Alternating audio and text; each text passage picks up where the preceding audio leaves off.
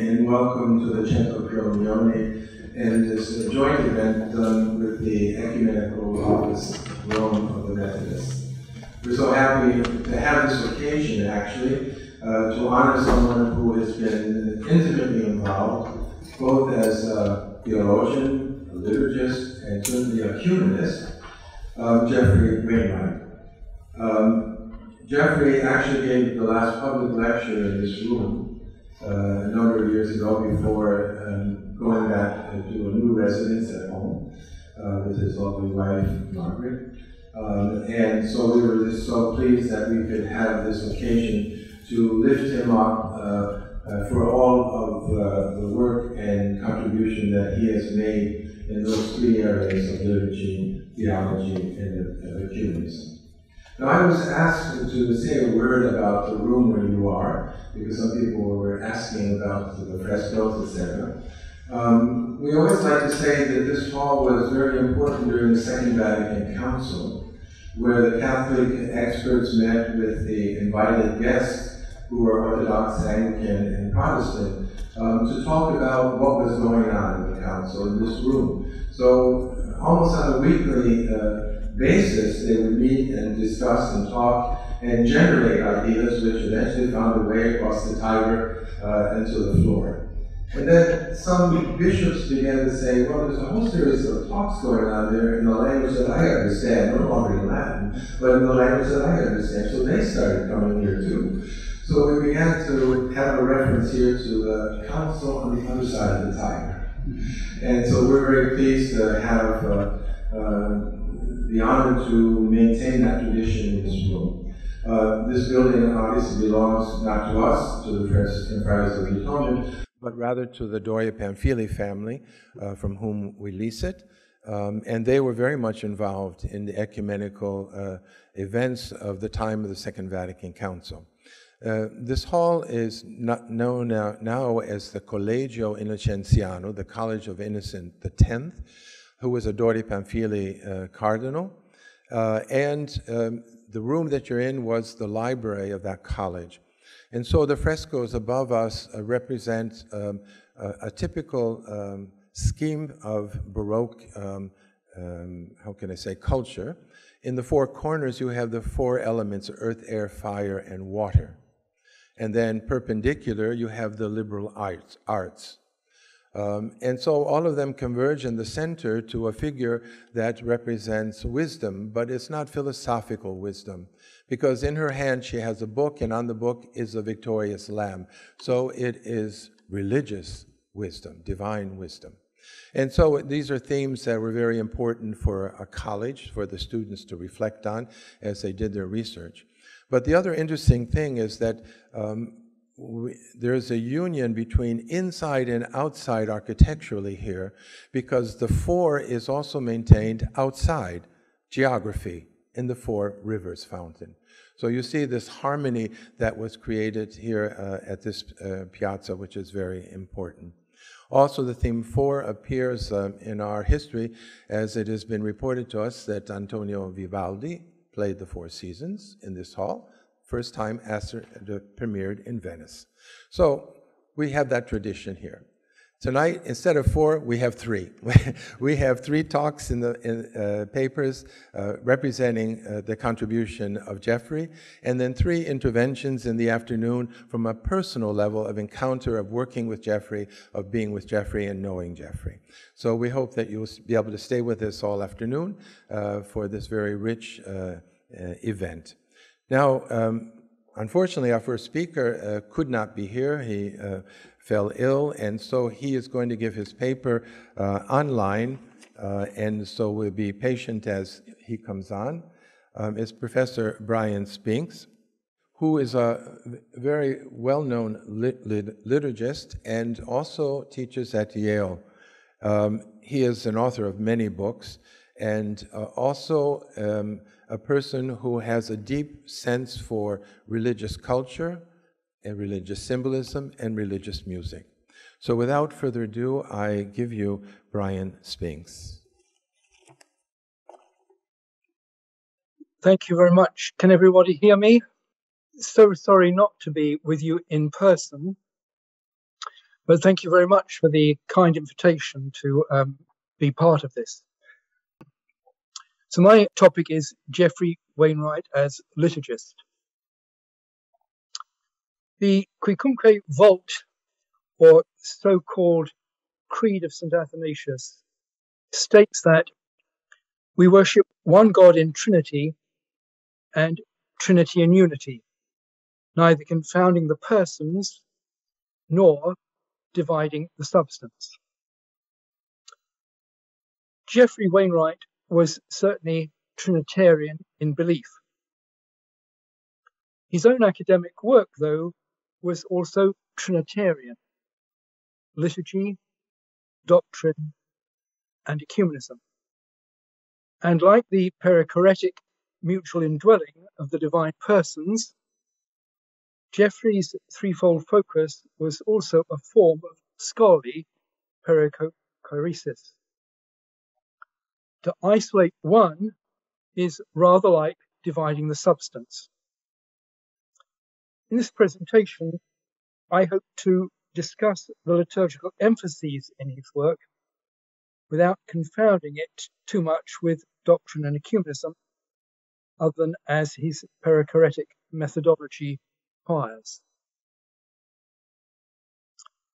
The 2000 Festschrift for Geoffrey listed 203 published books, reviews, and articles, with 5 more forthcoming. There have been some more subsequently. Let me make it quite clear that I have not read all his published material. My review of his work on liturgy is confined to his articles in Studia Liturgica, to his books entitled Christian Initiation, 1969, Eucharist and Eschatology, 1971, and Doxology, 1980, together with those papers published in Worship with One Accord in 1997. I believe that these sufficiently illustrate his liturgical interests, his methodology, and intentions. Geoffrey's own relevant biographical background and his fundamental beliefs about the importance of liturgy for systematic theology and ecumenism were spelled out clearly in the first pages of his book Doxology. I quote, "Born in 1939 and brought up in British Methodism, I am now a Methodist minister.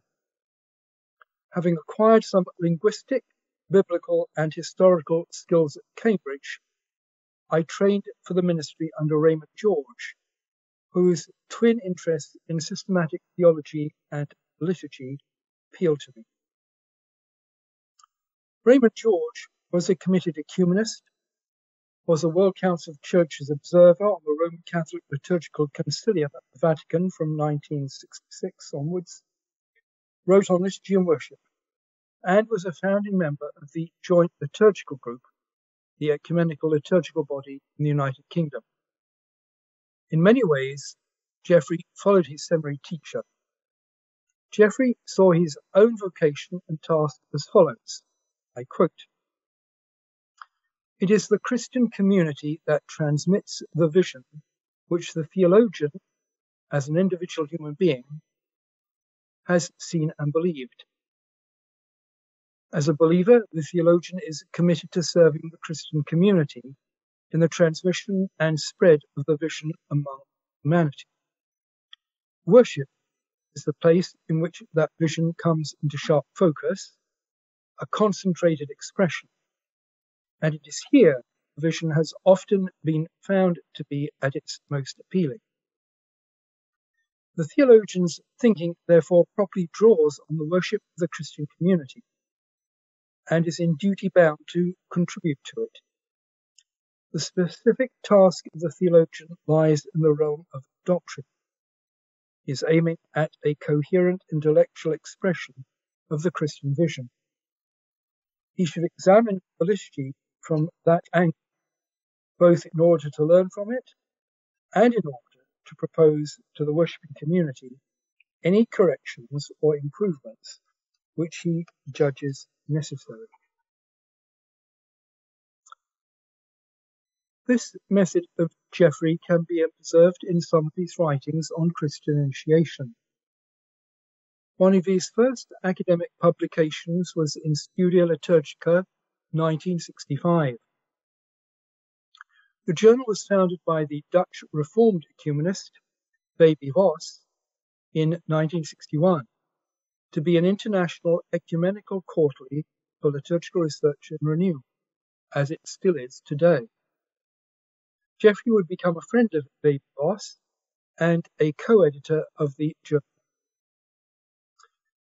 This article of 1965 had in fact won the Dr. Peyton Prize in 1964 from the Free Church Federal Council of Great Britain, and it was prior to Geoffrey gaining his doctorate.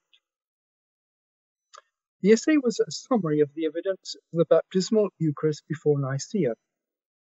Geoffrey surveyed the findings of liturgical scholars and gave a synthesis of the evidence as it was known and interpreted at that time. The names of R.H. Conley, E.C. Ratcliffe, F.L. Cross, and Gregory Dix are frequently cited. The early evidence was listed as Justin Martyr's first apology, the so-called apostolic tradition of Hippolytus, about 215 AD, Tertullian, the Passio of Melito of Sardis, the Didache and Didascalia.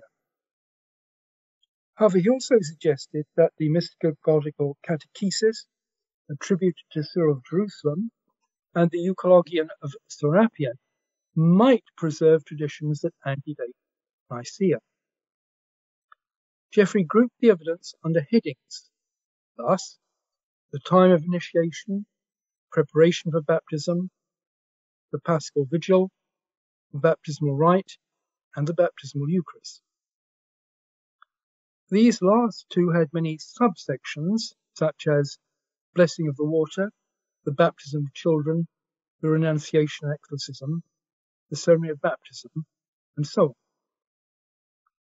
In the Eucharist, Geoffrey wandered far beyond Nicaea to make sense of the evidence as he understood it. The anaphora of Adda and Amari is invoked, but also Apostolic Constitutions 8, as well as the occasional reference to the anaphoras of Saints Basil, John Chrysostom, and James. As with most liturgical scholarship at this time, great weight is placed on the anaphora in apostolic tradition, and believing it to be circa 250, and possibly because of his own Methodist background, which inherited an Anglican approach, he argued that the institution narrative cited in Justin Martyr's first apology was probably a reference to its use in the thanksgiving over the bread and wine. Some of this material, or at least some of the implications, lie behind the 1969 book on Christian initiation, appearing in the Ecumenical Studies in History series.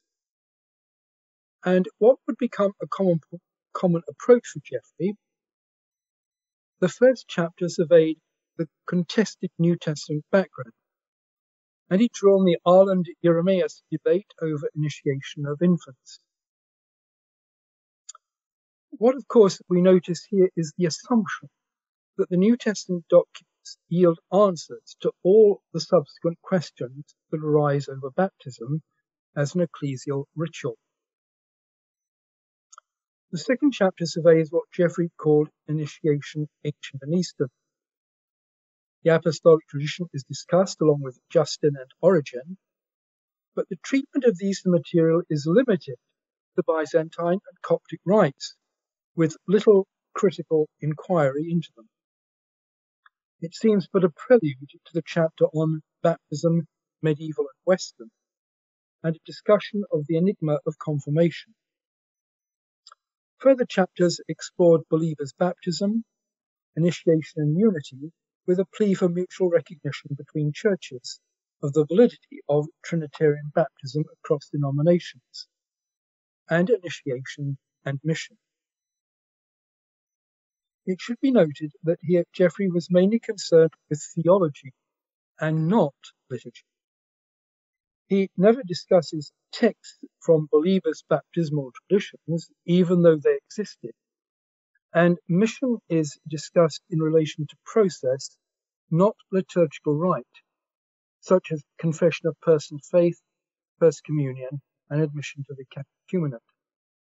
The latter is illustrated with what almost seems random material that suits discussion, with brief reference to the Missale Gothicum and the Bobbio Missal, and then, having had no discussion of the Syrian Orthodox rite, out of the blue, a quote from Jacob of Edessa is thrown into the mix. A review of past developments in the rites of Christian initiation was the subject of Geoffrey's 1974 paper in Studia Liturgica, almost 10 years after his initial paper on this subject. He explained that the paper would be occupied with liturgy rather than dogma, and with the past rather than the present. As was his style, he began with the New Testament evidence, though attempted to illuminate some of the vague or ambiguous statements with reference to the so-called apostolic tradition, John Chrysostom, and Theodore of Mopsuestia, which today would be regarded as a very strange methodology. As in his 1964 article, Geoffrey proceeded to examine the liturgical past under convenient headings, such as post-baptismal anointing, imposition of hands, and consignation, preparatory and explicatory words and ceremonies, and so pre-baptismal anointing, oddly, was included in this section, along with crowning, the lighted candle, milk and honey, and haircutting. However, by the end of the article, Geoffrey moved into dogma, infant baptism, theology of baptism, worldview, society, evangelism, and unity, some of the very themes discussed in his 1969 book.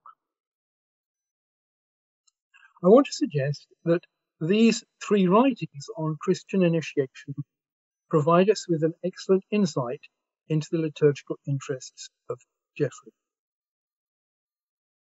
In what way was Geoffrey a liturgist? Was he, in fact, a liturgist? As far as I can discover, he never himself did any original research into any particular liturgical rite. He was not a liturgist of the Robert Taft hue, with concern for critical editions and copious use of manuscripts. Neither did he do any original research into the history of liturgy, and nor, as far as I'm aware, did he ever explore in depth the theology of a particular rite.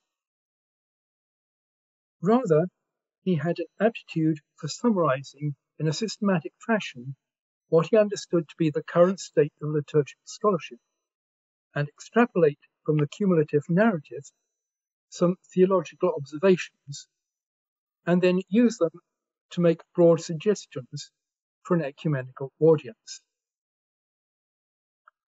Paul Bradshaw has called attention to two approaches to liturgical study, which he has called lumpers and splitters. Lumpers are concerned to gather material together and give a coherent developmental narrative.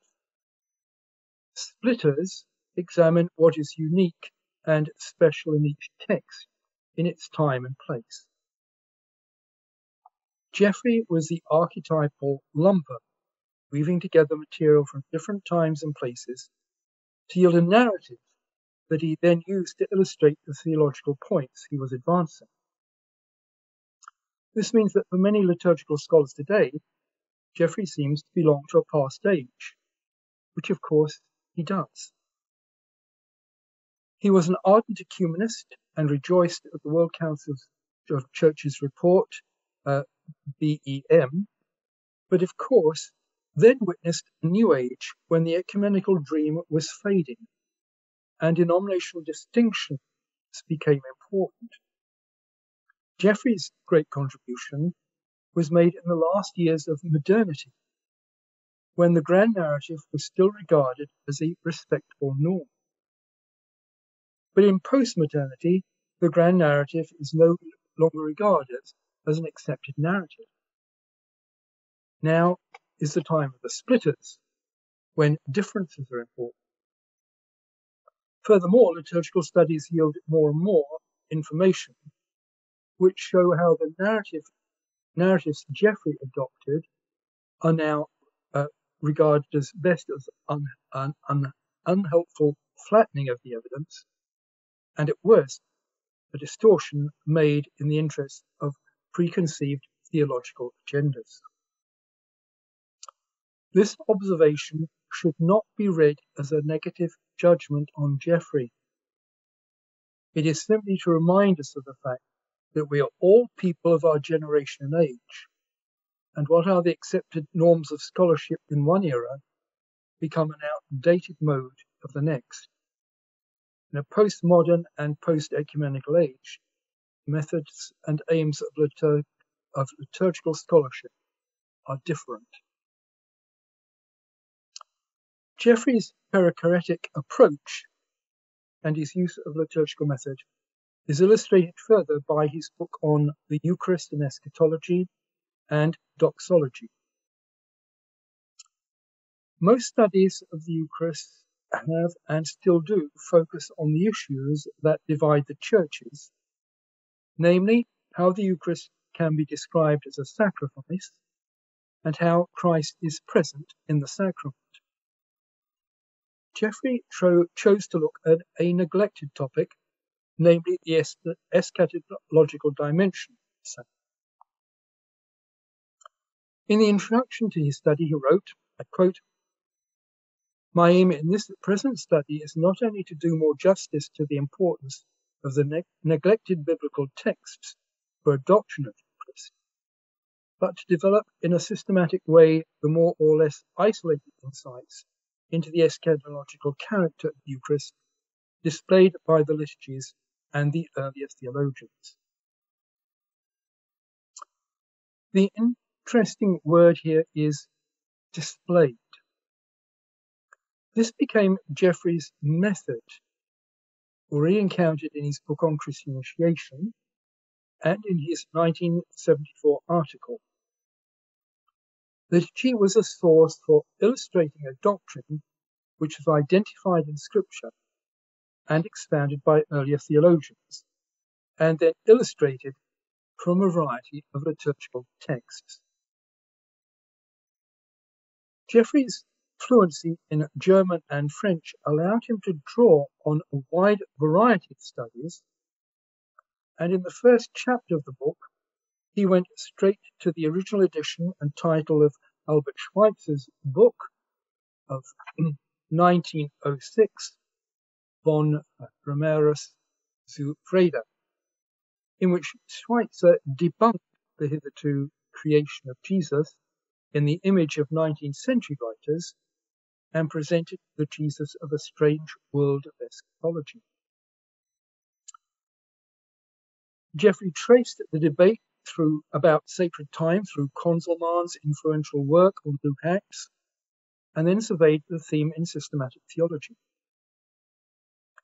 Exploring first the Eucharist as the antipas of heaven, he noted that the liturgies seem to have gone to excess in disguising the fundamental phenomenological feature of the Eucharist. His investigation, so he claimed, be to show that the sign of the meal is a basic category if the eschatological content and import of the Eucharist are to be properly appreciated. One might have thought he would begin here with some liturgical evidence, but instead he worked through meals in the Old Testament, noting the future tense of passages such as Zechariah 9:17 and Isaiah 65:11. A similar survey followed at the intertestamental period, and then feasting in the kingdom of God in the New Testament.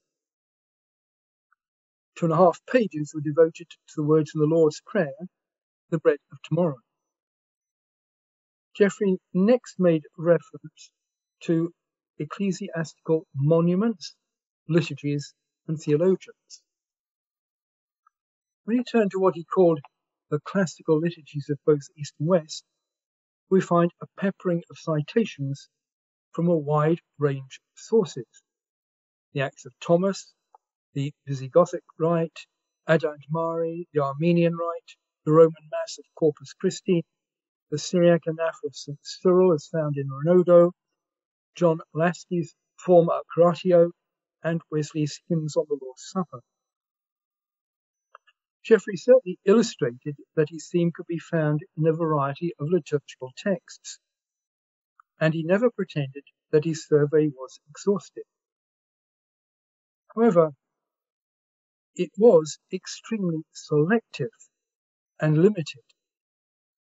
The statement that it was not until the Wesley's Hymns on the Lord's Supper, 1745, that the Western Church achieved again a rich appreciation of the Eucharist as a sign of the future banquet of the heavenly kingdom, simply showed that Geoffrey had not searched out the older hymns of the late 17th century, of the independent Richard Davies of Rothwell and Benjamin Keach of the Particular Baptists, both of whom wrote hymns on the Lord's Supper that have some eschatological reference. His methodology would also bring forth criticism from exponents of liturgical theology. The methodology of the latter, by such exponents as Aidan Kavanagh, David Fagerberg, and Kevin Irwin, would argue that Geoffrey worked out a theology first and then found liturgical quotes to fit his theology, whereas liturgical theology started with the particular liturgies and investigated the theology that they articulate.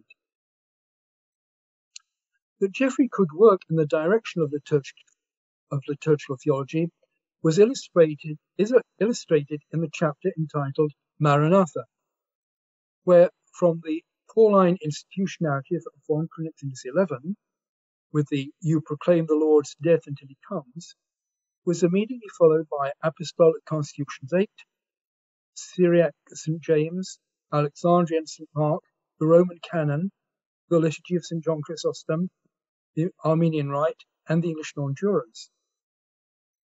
This was followed by a dialogue with systematic theologians and then patristic writers, before turning to the Didache. Given the title of the chapter, it might have been more logical to begin with 1 Corinthians and then the Didache before looking at other liturgical texts, and then systematic theologians. After the Didache, Geoffrey discussed the Benedictus Praevenit, and then he gave illustrations from the Sessa Corda, Maximus the Confessor, Theodore Mopsuester, and the Wesleys, before discussing the importance of Sunday as the first and eighth day. There are, of course, subsequent chapters, but this is sufficient to illustrate Geoffrey's methodology and the use he makes of liturgy. It is by way of illustration rather than a starting point for historical lessons or a theology expressed in a particular liturgy. Mention must be made of the other important work of doxology. Here he used the same methodology, but the work was much more concerned to find a theology that would gain some ecumenical support and use. The introduction explained that worship is best seen as the point of concentration at which the whole of the Christian life comes to ritual focus. Into the liturgy, the people bring their entire existence that it may be gathered up in praise. Doctrine thus draws on and contributes to worship. It is this last sentence that indicated the difference in approach from Aidan Kavanagh's On Liturgical Theology, which was published 4 years later.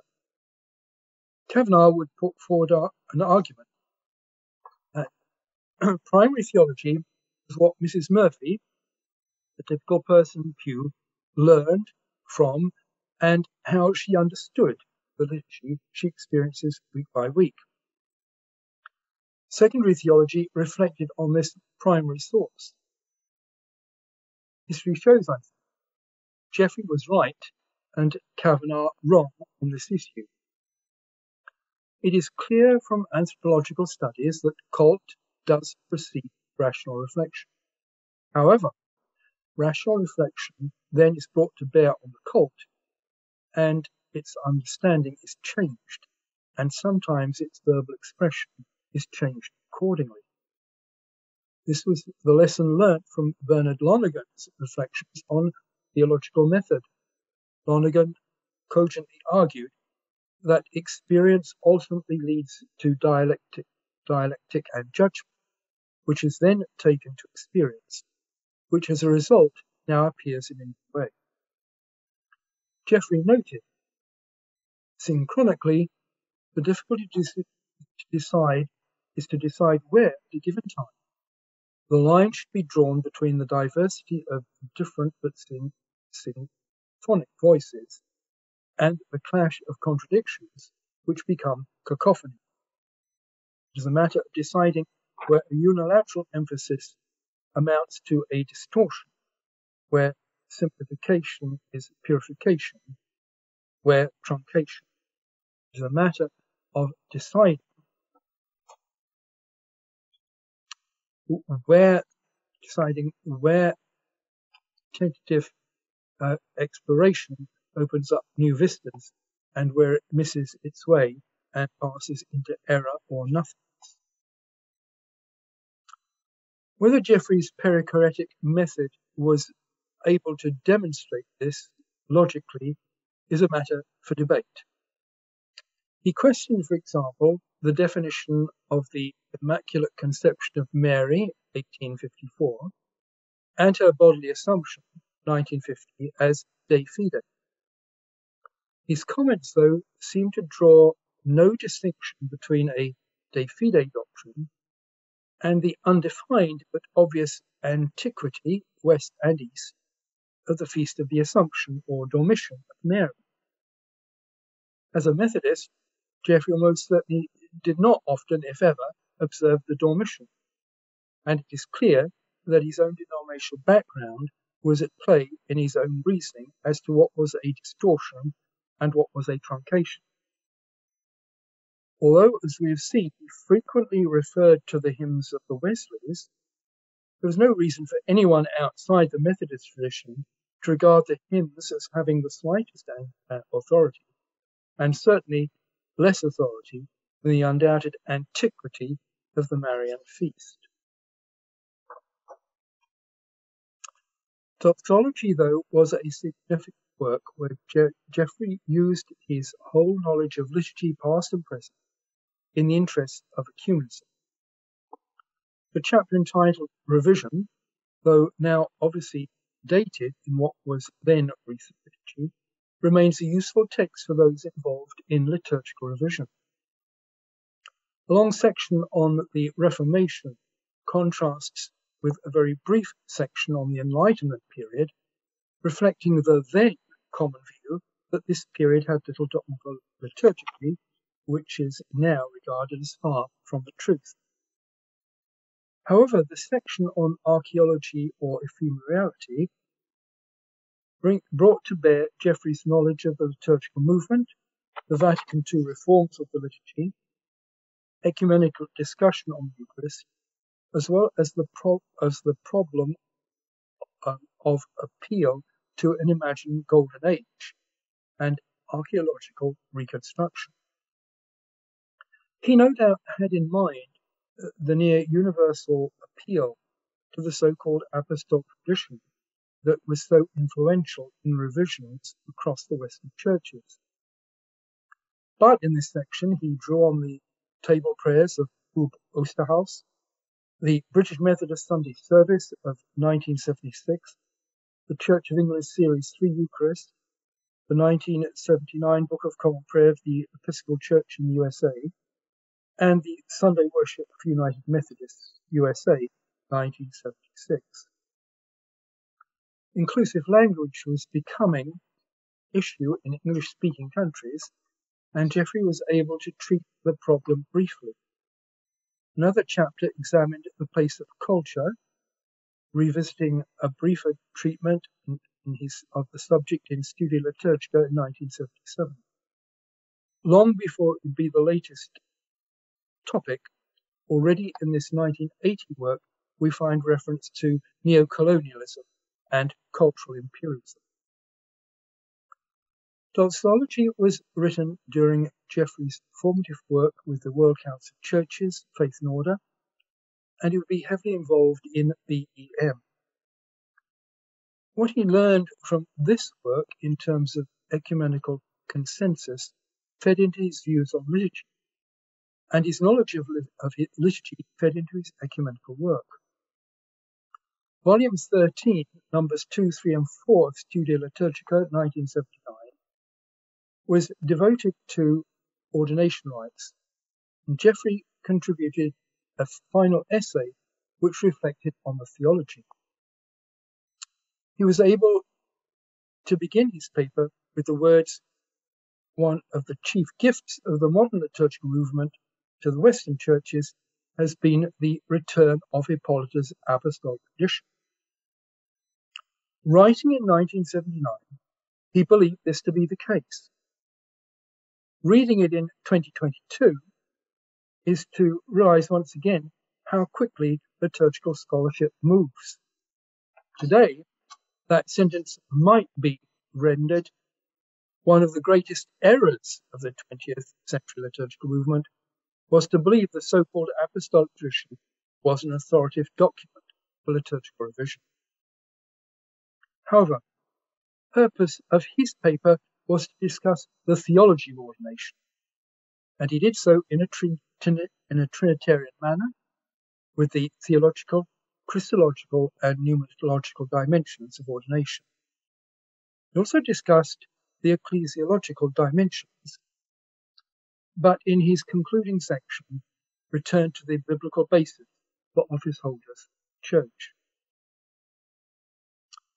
This selection from Geoffrey's work illustrates his work as a liturgist and his work in liturgy.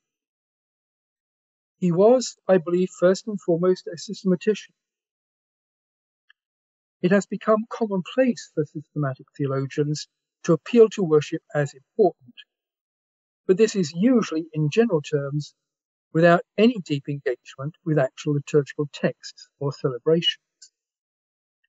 Geoffrey recognized liturgy as at the center of the life of the church and therefore crucial for any serious theological discussion. He thus believed that theologians not only needed to worship, but also should have a working knowledge of liturgical history and the prayers of the various rites across traditions. In that, he remains an exemplar, and the Liturgical Guild is the poorer for not having more systematicians of the caliber of Geoffrey to assist them in their endeavours. He was able to use his own knowledge not only to ground dogma in the reality of the church he has lived, but also in the quest for a rapprochement between divided communions. Like us all, he was limited by the standards and consensus of the scholarship of his day, and so, of course, apostolic tradition loomed large in his work, because it loomed large in the work of many liturgical scholars then.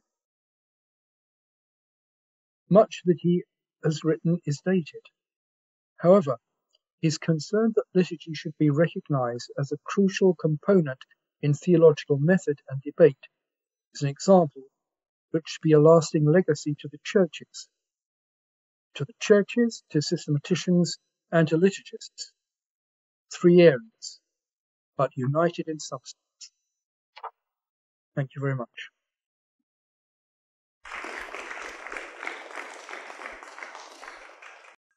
Bryan, thank you so much for that presentation, which you treated systematically Geoffrey's work in liturgy. I just have one question before I move on, is he also had a very strong sense of aesthetics. If you remember Geoffrey, he always had his camera taking pictures of mosaics, of relics, of things that were very important for liturgy, because he saw them not only on the devotional part of the understanding of worship, but also as historical documentation of how liturgy changed through the various eras. Do you have anything to say about his sense of aesthetics when it comes to liturgy, and also to him as presider at worship? Because I think many of us have experienced Geoffrey, especially when he celebrated the Lima liturgy at the Societas Liturgica meeting in Boston. You could see how moved he was as he celebrated that, how much he was into that liturgy. Do you have any comments on that? In the works that I actually read and reread by Geoffrey, he certainly, in one section I mentioned, talks about liturgical monuments, because he felt those too illustrated or were part of the material that needed to be brought to bear on theological discussion about worship.